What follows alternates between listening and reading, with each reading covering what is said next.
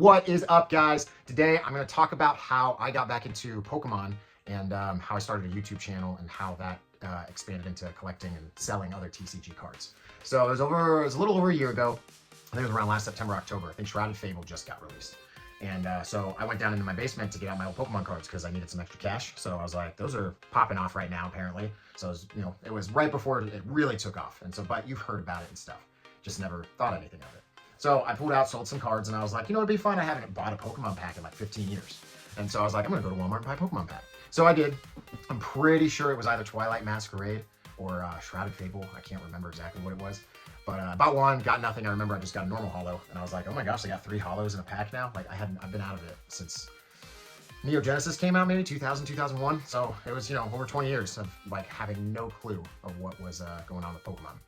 And so that just kind of turned into buying a pack here and there, and then buying Haley a pack and showing her that stuff. And then we just kind of, we found out about ETBs, and I was like, oh, that'd be fun. That's cool. What's that? I've never seen an ETB before. And then it just kind of kept going. And so about 8 months after that, we have our own collections and everything. Me and Haley have been opening packs, and we were sitting there one night chilling out before bed, and we were watching like Pokemon videos, like Coop and Alex Ketchum and Pat, just pack opening, stuff like that. And she's like, Dad, can we do that? And I was like make a YouTube account and open packs on it? And she goes, yeah. I was like, sure, why not? That sounds fun. Let's do it. Something we can do together. And so I started the YouTube account, and we started doing it, and it was super awkward.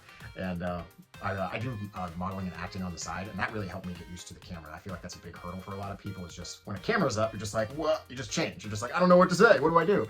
And so with that, I took classes for acting, and so with that, I think that helped me transition really well into the YouTube channel. So thankfully, I had a little bit of experience being in front of a camera, and that helped me kind of just put myself out there a little bit more, which I think is also like equally, if not more difficult. The biggest thing with YouTube is just get out of it. Like, who cares what people are going to think? You have to get over that if you want to start a YouTube channel. You just put it out there just like this. Like, I don't know if this is going to do well or not. I don't know what people are going to say, but you got to try things.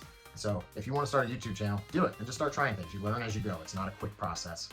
Give it a couple years and see what happens. A couple years is a long time. You learn a lot. Since I've started this, I learned how to edit videos. I learned how to use AI. Like all these digital tools that I'm a pen and paper kind of guy. And since this YouTube channel, like the digital world is blowing my mind.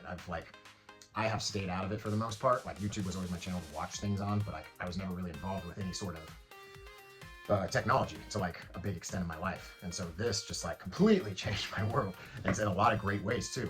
So if you're thinking about it, give it a shot. You just never know. That's what we're doing. And then once we started this going, man, I fell in love with it. I started having so much fun. And I think that's the big thing. It's just, I love doing it. Whether it succeeds or not, it's so fun. It's a hobby that me and my daughter have together. And hopefully soon, well, not soon, the baby, she's going to grow up, obviously. She's going to be opening packs. And so, and Pokemon was from my childhood, and so that's how that got started. And then I found out about One Piece, and I watched the first 4 seasons, I think, as a kid, and then that kind of fell off along with Pokemon too. And so I found out they made One Piece cards, and I was like, oh shoot, that's cool. And so I started rewatching One Piece. I'm at the stadium right now where Sabo just got Ace's Fire Fruit, and so that's where I'm at right now. So I still got a lot of catching up to do with the show, but man, after you get past like the initial seasons of like character development and stuff, the story really picks up. It's like really good, and I'm excited to see like all the new animations from like 20 years ago. Like, I think today was just the anniversary of when Zoro stepped into he's the 7 warlord that had like the paws. He stepped into his bubble and like took on all that stuff. Today I think is like the 25 year mark. I'm like, that came 15 year mark. I'm like, that was 15 years ago. I was like, I just watched that in like a month. I'm like, I just watched 15 years of television shows in like a month and a half. I'm like, that's crazy. But yeah, that's how I got into that, and I just expanded out into One Piece, and the print quality is significantly better than Pokemon, and the artworks are amazing, and so I got really into that, and that's been super fun. And then I found out Gundam came out with cards during Dual Impact. It's the second set after beta, and so it was then that got me into Gundam. And same thing, print quality, perfect, crisp, clean. The artworks are awesome, very cool looking cards, and the grading quality for One Piece and Gundam is fantastic too. So they're great cards to get graded to. I'd say probably 8, 9 out of 10 times you're gonna get a 10 because the card quality is that good. So definitely if you're an investor or want to get good high price cards, One Piece and Gundam is definitely the way to go.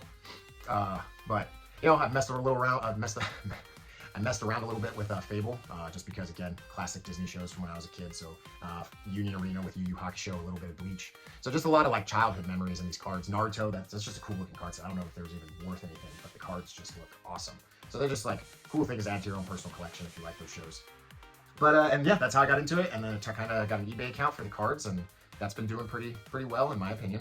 It's just fun. I love all of it. I love pulling the cards. I love selling them. I love trading them. Like, it's just a super fun hobby, and everybody's always so cool. I haven't ever run into anybody too bad.